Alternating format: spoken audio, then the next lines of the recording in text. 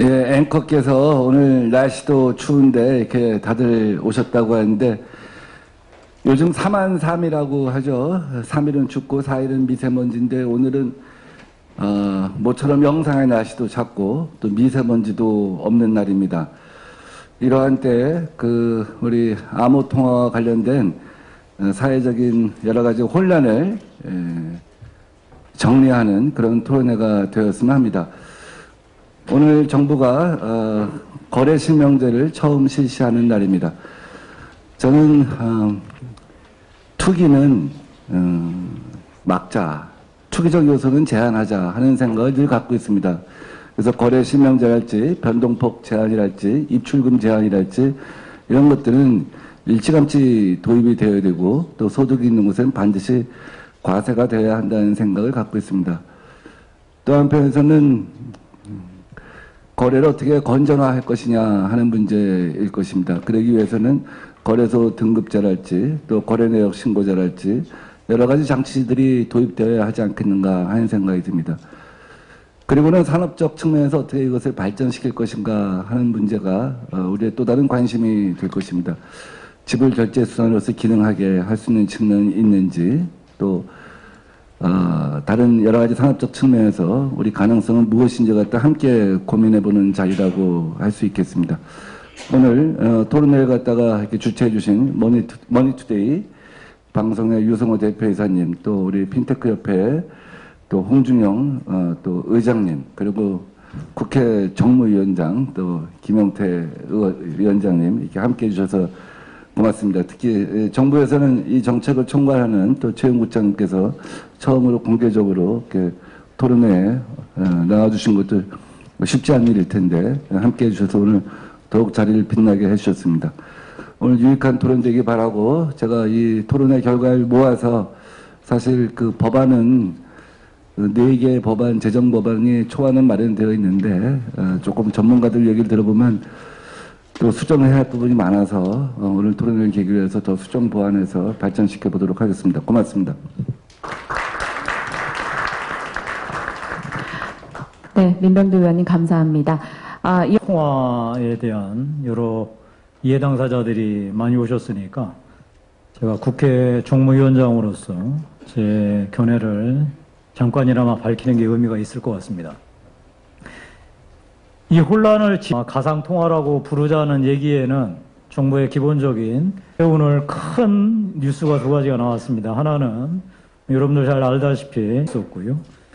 그래서 이 가상통화에 대해서 상당하게 전자상거래 업체죠. 위메프하고 티몬이 이 가상통화를 적극 검토하겠다라고 얘기를 하고 있습니다. 이 거래소의 안전 문제긴 하지만 야당이 아니라 이 일반 시민으로서 정부의 조치에 대해서 한마디 말씀. 이 부분에 대해서 이것은 도박이다. 그래서 거래소는 도박이들은 도박으로 간주해서 법무부가 일방적으로 규제하려고 했 그런 방향은 안 맞다는 거에 대해서 아마 여기 계신 분들 다들 동의할 겁니다. 그러면 오늘 이제 그 얘기를 해야 될 텐데, 근데 정부는 가상통화라고 통일해서 부르자고 얘기하는 것처럼 그러면 통하지 않고 다만 이것을 구매하고 거래하는 시에서 이것이 무엇인지에 대한 우리의 최소한의 공감대를 마련하는 한편 우리 민병두 의원님하고 우리 정무위원회에서 혹시 이게 게을리하지 않을 것임을 분명하게 약속드립니다. 라는 회사가 이것을 지불결제 수단으로 인정하려고 하는 이 관계를 하는 분들하고 블록체인에 관한 세미나를 오랫동안 했습니다. 제대로 이해하고 있는 것인가에 대한 의문이 들었습니다. 지금 많은 논란이 화폐로서의 제도 조건으로 끊어야 되는 것인지 그리고 이것이 경제적 논쟁을 넘어서 사회적 가치 문제까지 민병두 의원님께서 해주셨습니다. 민병두 의원님 참 부러운 것이 알다시피 무척 바쁘신데도 이런 세미나를 개최해 주셨습니다. 그 정책통으로 부탁드립니다.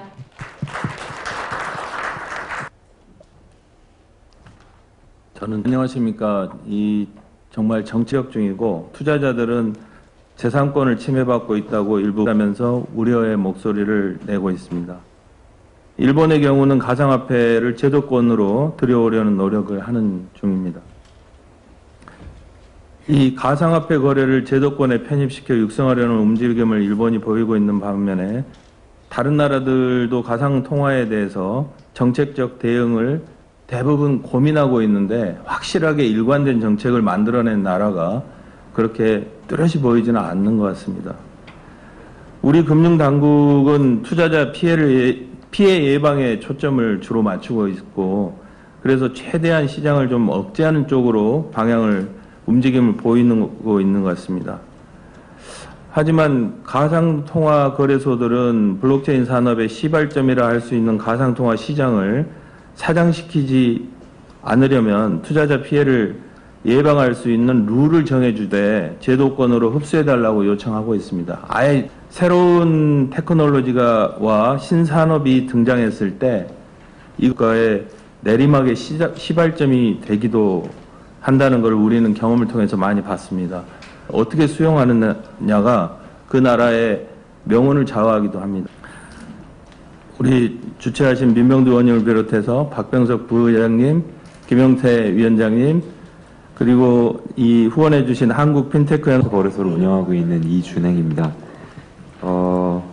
예, 지금 토론 어떤 질문이 이렇게 좀 왔다 갔다 하는 방식으로 되는 거라고 원래 기대를 했는데요. 예, 제가 그러면 하고 싶은 말씀을 그냥 일단 드리는 걸로 하겠습니다. 제가 예, 일단 지금 제가 개인적으로 되게 좀 우려 섞인 시선으로 지금 이렇게 좀 뉴스나 어떤 미디어를 접하는 부분은 어떤 거냐면 이 암호화폐 및 블록체인에 관한 토론이 너무도 이렇게 좀 정치적 쟁점화가 되는 건 아닌지에 대한 우려가 있습니다.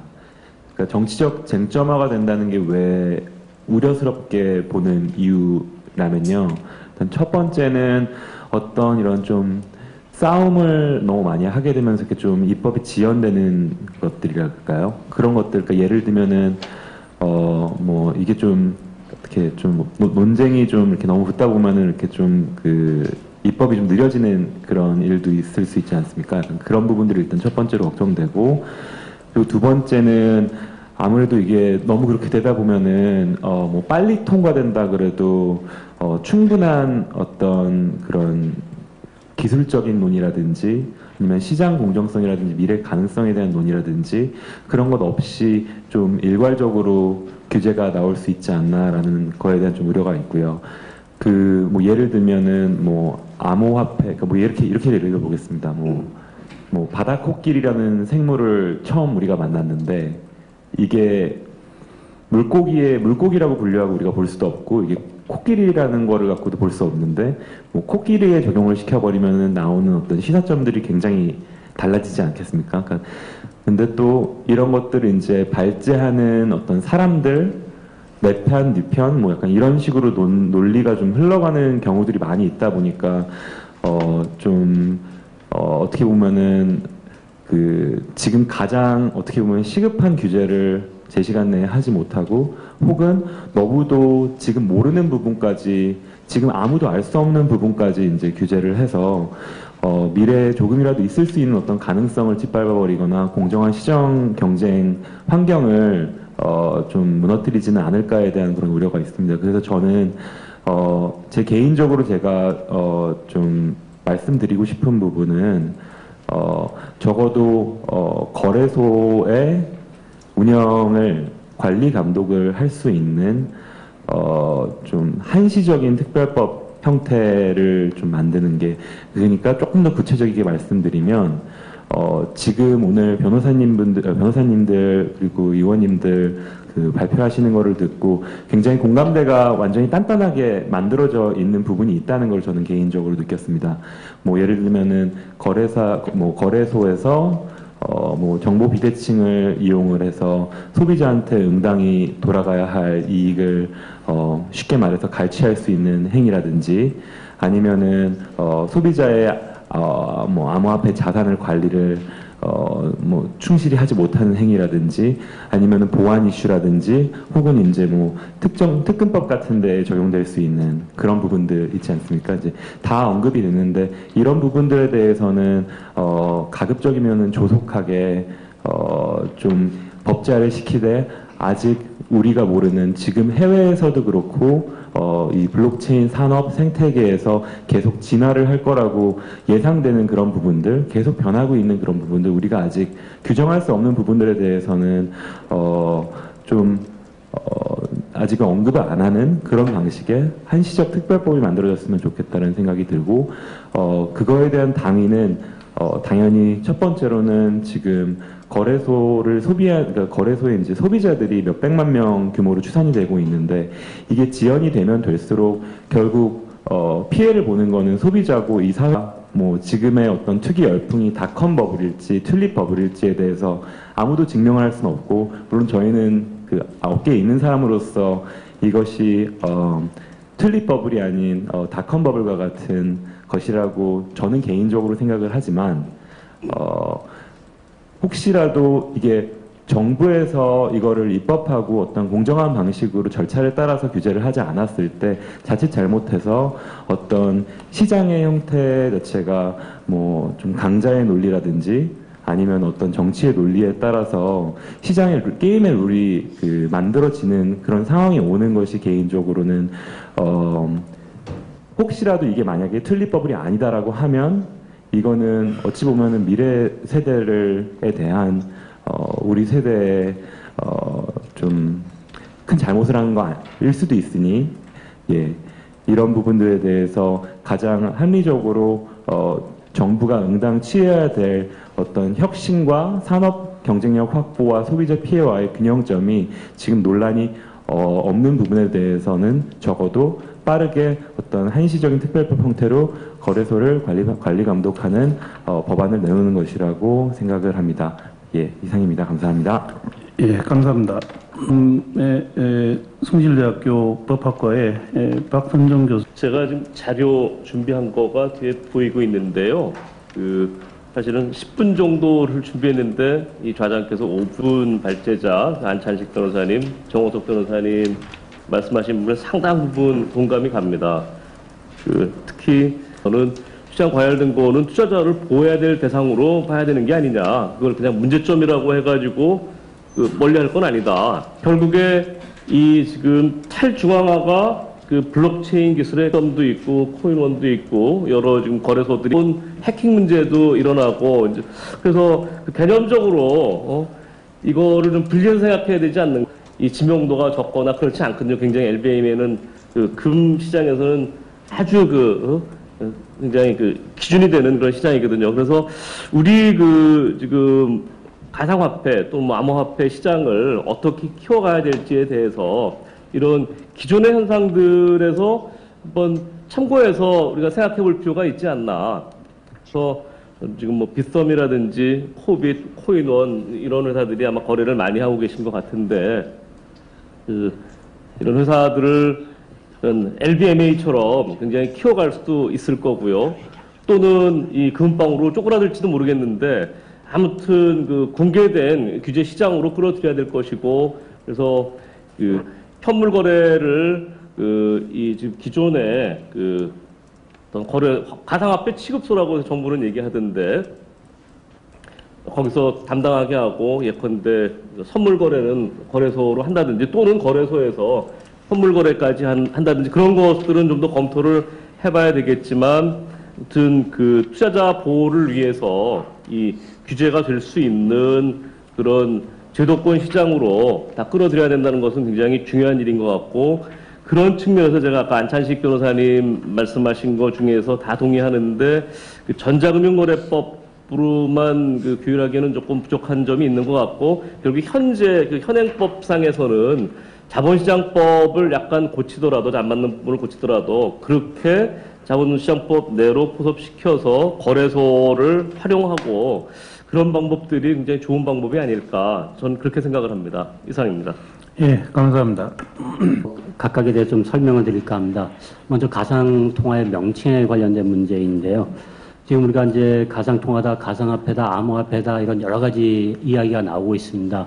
이러한 명칭 자체에서 일반인들에게 이게 마치 화폐라는 이 잘못된 인식을 지금 심어주고 있는 상황도 분명히 존재하고 있습니다. 또한 이게 이제 입법화가 된다는 전자에서 봤을 때는 기존에 이루어지고 있는 게임머니라든지 게임 아이템, 그 다음에 각종 포인트 등에 대한 거래에 대한 입법화 요구도 생겨날 수 있고요. 또 더 나아가서는 가상화폐가 나옴으로 해서 가상증권이라든지 가상채권과 같은 이러한 시도가 지금 이루어지고 있습니다.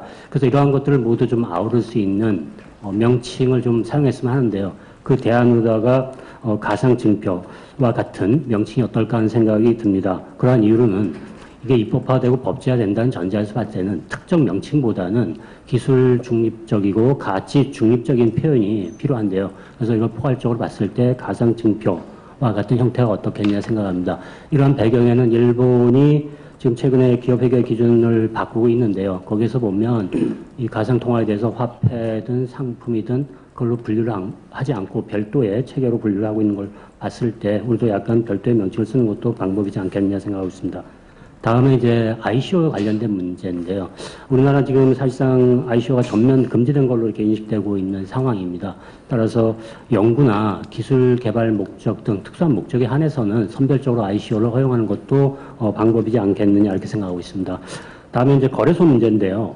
지금 거래소의 가장 큰 문제를 보면 가상화폐 어떤 태생적 가치는 블록체인이라든지 P2P 거래라는 것을 통해서 지금 나와 있습니다. 그런데 실제 거래하는 형태를 보면 중앙 집중식 거래 방식을 채택해서 거래를 하고 있습니다. 이런 문제로 해서 해킹이라든지 개인정보 유출, 가격 조작 가능성 등 여러 가지 부작용의 문제가 기존 체계보다 더 강하게 이렇게 나타나고 있습니다. 따라서 거래소를 만약에 법적으로 제도권에 끌어들인다 할 경우에 이 P2P 거래라는 목적에 맞게 혹은 여타 기술에 부합되는지를 분명히 이제 파악을 해서 해당 기술의 어떤 적용성에 따른 기술 연동제를 실시해서 거래소의 어떤 거래 규모라든지 기타 여러 거래의 어떤 숫자 이런 걸 좀 제한해야 되지 않겠느냐 하는 게 제 생각입니다.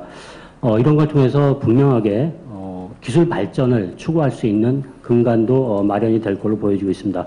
다음에 이제 가상통화의 어떤 출처에 대한 부분인데요. 현재 거래 실명제를 통해서 거래가 된 자금의 어떤 유통 문제는 충분히 파악이 된 반면에 과연 그 가상통화의 출처가 도대체 어디서 왔는지에 대한 부분은 아직 미비한 상황입니다. 그래서 분명히 가상통화의 어떤 출처가 분명히 파악될 수 있도록 해야 되고요. 일정 규모 이상은 파악을 해야 될 것 같고 마찬가지로 거래소에서 어떤 일정 규모 이상의 가상화폐를 이제 인출한 경우에도 마찬가지로 일정 기간 동안 추적할 수 있는 어떤 상황이 만들어져야 되지 않겠냐 이렇게 보여집니다.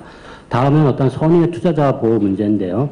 가상통화의 개발이라든지 거래 유통이 전체적인 생태계에서 이루어지고 있습니다. 그런데 무분별한 어떤 가상통화의 발행이라든지 거래 자체가 자칫 잘못하면 어떤 선의의 투자자에게 장기적으로 보면 큰 손실을 안겨줄 가능성이 큽니다. 그래서 이런 부분에 대해서 각 분야별로 책임과 의무를 어떻게 부여할 것인가에 대한 논의가 또 필요할 걸로 보여지고요. 마지막으로는 지금 이런 논의 자체가 어떤 거래소의 어떤 특정한 입장을 너무 많이 반영하는 거래소 중심의 입법이 지금 되고 있다는 인식이 좀 강하게 나타나고 있습니다. 그러한 이유는 뭐냐면 일본 같은 경우도 보면 그 교환업자 중심의 어떤 입법화로 인해서 여러 가지 부작용이 나타나고 있습니다. 결국 이러한 입법화는 신규의 어떤 사업자의 진입을 막을 수도 있는 사다리 규제로 변질될 가능성도 있고요. 실제 거래실명제가 이제 오늘부터 시행됨에도 보면 중소거래소에 대해서는 어떤 새로운 가상계좌가 허용이 지금 허용이라기보다도 이제 사용 자체가 지금 서로 은행하고의 어떤 문제 때문에 열리지 않는 이런 문제만 보더라도 어떤 입법화가 특정한 거래소 혹은 특정한 어떤 이해관계자에게 지나치게 유리하게 이렇게 나갈 것 같은 생각도 들고 있습니다. 따라서 진입장벽을 최대한 낮춰주되 그 책임을 강화하는 방안으로 해야 되고 더 나아가서는 거래 정지나 폐쇄 등의 조치도 가능한 입법화가 돼야 되지 않겠냐 이렇게 생각합니다. 그래서 특히 우리가 이런 입법화 과정에서 분명히 인식해야 될 것은 뭐냐면 거래소 중심의 어떠한 논의도 중요하지만 투자자, 그다음에 이해관계자, 전문가들의 충분한 의견을 수렴해서 이렇게 조속하게 급하게 이 법을 만든다는 자체보다는 향후에 안정적인 어떤 체계가 될 수 있는 입법이 되었으면 하는 것이 제 개인적인 소견이라고 말씀드릴 수 있겠습니다. 네, 감사합니다.